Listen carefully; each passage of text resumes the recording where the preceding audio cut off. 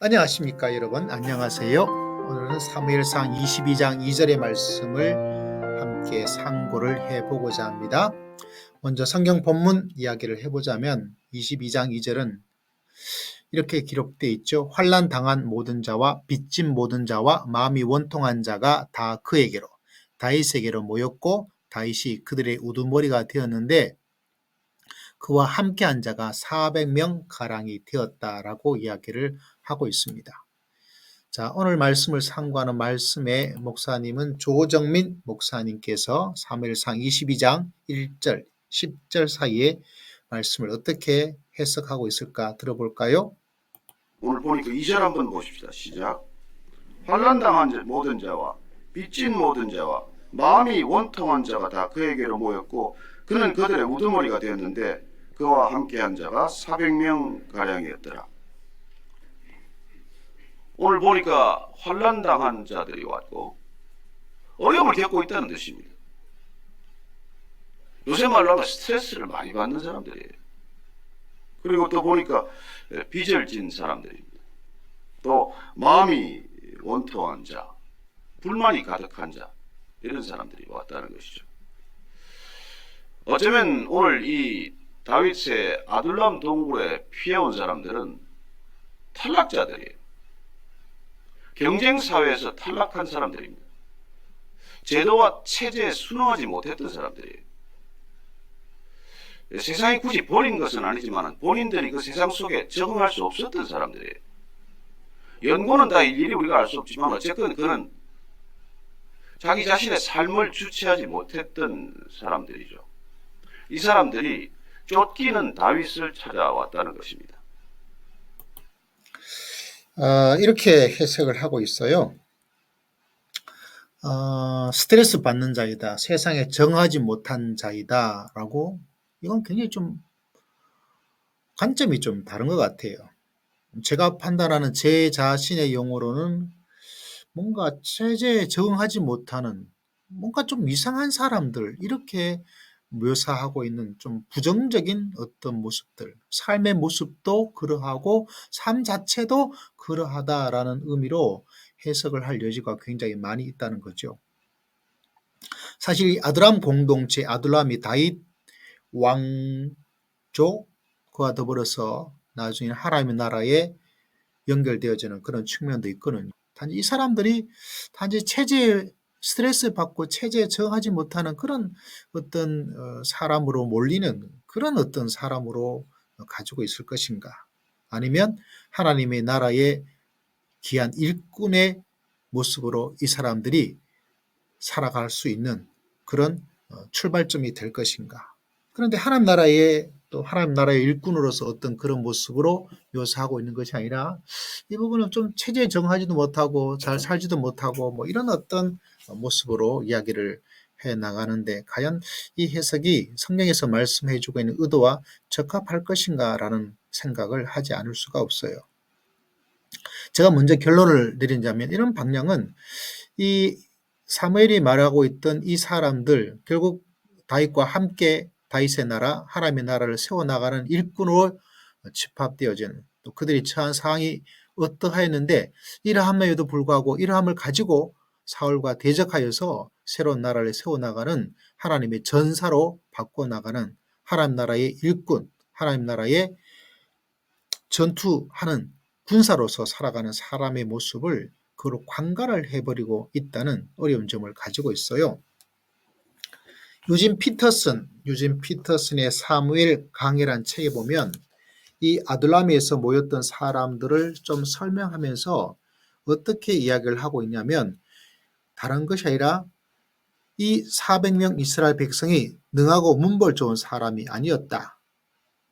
그리고 뭐라고 이야기를 하고 있냐면 정부의 말썽을 일으키거나 사울의 리더십에 불만을 가진 사람이었다. 사울의 통치하에서 모든 사람이 사회적, 경제적 생활에 만족하지는 않았을 것이다. 왕이 생겼다고 해서 이스라엘의 모든 정치적 문제가 해결된 것은 아니다 라고 이야기를 하고 있습니다.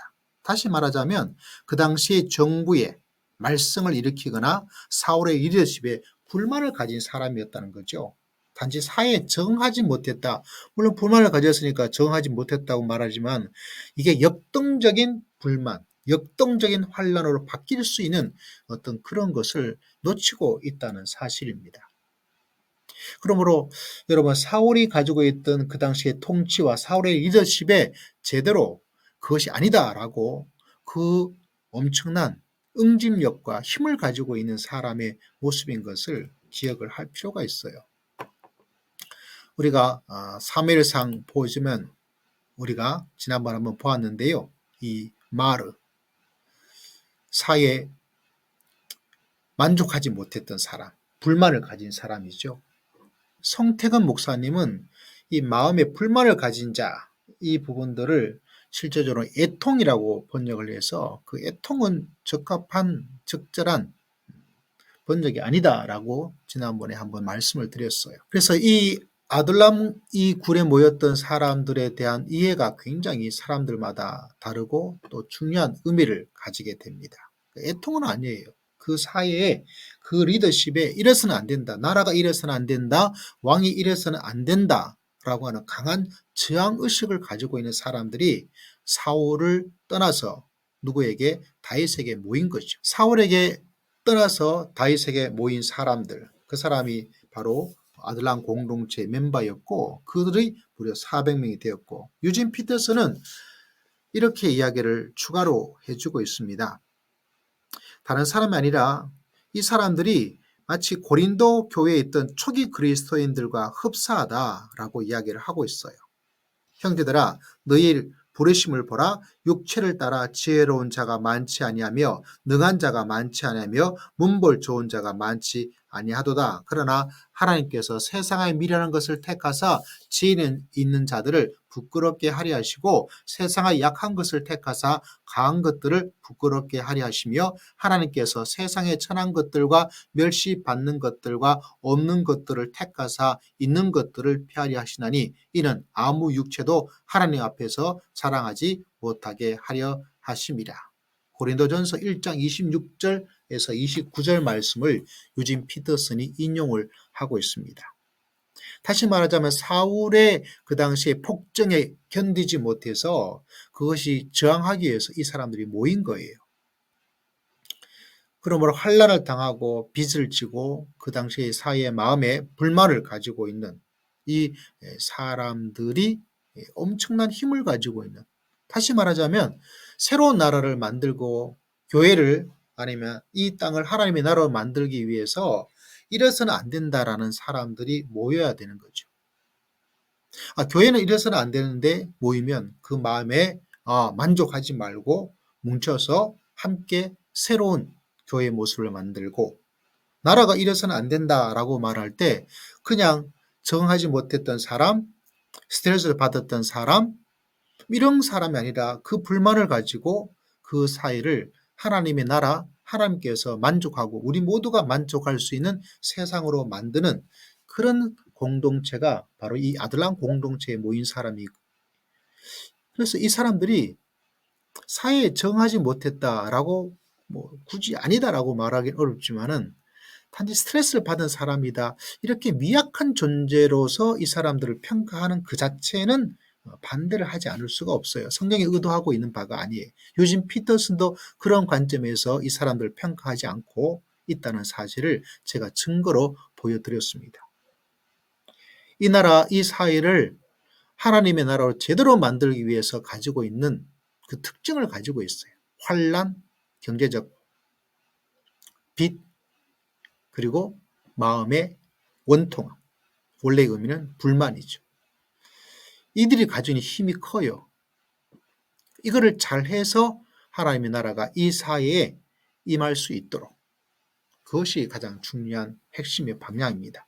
그런데 우리 사무엘상 강의했던 성태근 목사님도 그렇고 그 마음에 불만을 가진 것을 애통함이라고 해서 좀 하나님의 말씀이 가진 원래 의미를 자꾸 좀 너무 순하게 부드럽게 만들어 버려서 원래 가지고 있는 의도와는 전혀 다른 방향으로 가서 신앙을 너무 부드럽게 만들어 버리고 있어요.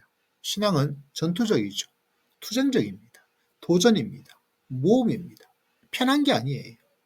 그것이 하나님의 나라를 이루어 하나님의 나라를 세워나가는 사람들이 가져야 될 가장 강한 힘과 마음이죠. 이 환란, 이거 안 되겠다. 이렇게 경제가 이렇게 맞는데 안 되겠다. 그 마음에 뭐죠? 불만을 가지고 원통함을 가지고 이걸 제대로 해결하자.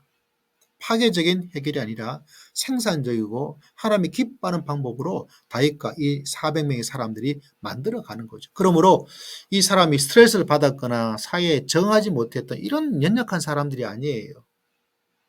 이들이 가지고 있던 이 모습이 도리어 이 사회를 만족스러운 사회로 만들고 투쟁적인 도전적인 하나님의 일꾼, 하나님의 군인으로서 살아가는 엄청난 모습을 우리가 놓치고 있습니다.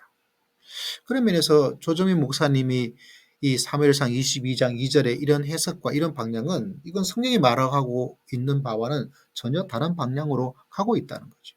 그래서 교회를 자꾸 말씀을 자꾸 너무 부드럽게 만들어가 도리어 사회에 적응하게 만들고 사회를 변화시키지 못하고 우리 조정민 사장님 목사님께서 MBC 지금 언론 자유 얼마나 어렵고 힘든 가운데 있습니까? 이런 불만을 가지고 그러면 언론의 자유가 하나님의 관점에서 하나님의 나라에서 어떻게 이루어질지를 기치를 두고 이야기를 해야 될 그런 부분이죠. 이 말씀을 너무 마일드하게 너무 부드럽게 너무 몰랑몰랑하게 만들어버리면 너무 이상하게 만들어버리면 하나님의 나라를 세워나갈 수가 없어요. 하나님의 나라는 거칠고 그렇죠? 도전적이고 피를 보고 그러면서 하나님의 나라를 이 땅에 세워나가는 모습인 것입니다. 이런 면에서 우리 조정민 목사님의 이 사무엘상 22장 2절의 해석과 접근도 동의를 하기가 좀 어렵고 사무엘상 강의를 했던 성태근 목사님의 마음의 애통함, 마음의 원통을 애통으로 바꿔서 접근하는 방법도 원래의 의도와는 전혀 다르다고 저는 생각을 합니다. 아마 유진 피터슨도 그런 면에서 분명히 그 당시의 정부와 그 당시의 사울왕의 통치에 불만을 가지고 있어 이를 해결하기 위해서 모인 사람이다 라고 이야기를 하고 있는 유진 피터슨의 지지를 생각하더라도 아마 이런 접근은 적합하지 않다. 그리고 믿음의 성도들은 이렇게 부드럽게 말씀을 곡해하고 오해하면 여러분 사회에 이길 수가 없어요. 사회에 살기 바쁘고 사회에 정하기 바쁘고 사회의 변화와 하나님의 나라를 세워나갈 수가 없어요. 그런 면에서 22장 2절의 말씀을 한번 상고해 보았습니다. 여러분은 어떤 의견을 가지고 계십니까? 하나님의 말씀을 상고하여서 하나님의 나라를 이 땅에 세워나갈 수 있는 하나님의 사람이 되기를 기도하고 소원하고 노력해 봅니다.